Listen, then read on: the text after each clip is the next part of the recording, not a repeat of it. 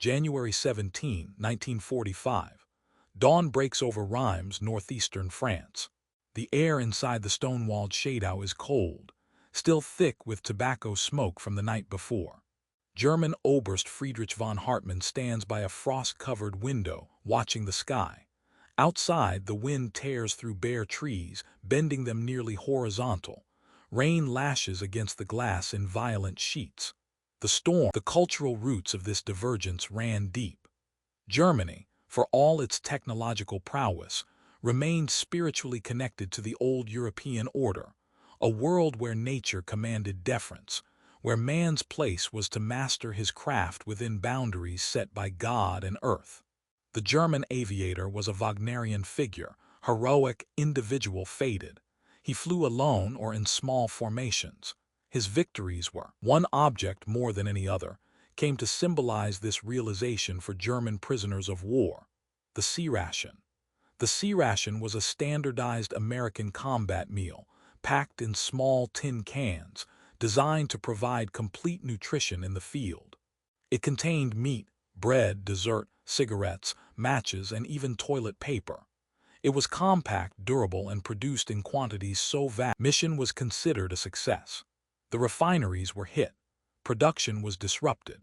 The operational tempo was maintained. On February 3, 1945, over 900 heavy bombers launched the largest single-day raid of the war against Berlin, despite a storm system that meteorologists warned could result in losses exceeding 10% of the force. Commanders discussed the weather briefing. That exchange, brief as it was, captured the essence of the cultural divide. The Germans had fought a war of limitations, trying to achieve maximum effect with finite resources. The Americans had fought a war of abundance, leveraging near-infinite resources to eliminate uncertainty. The Germans asked, "What can we afford to lose?" The Americans asked, "What do we need to win?"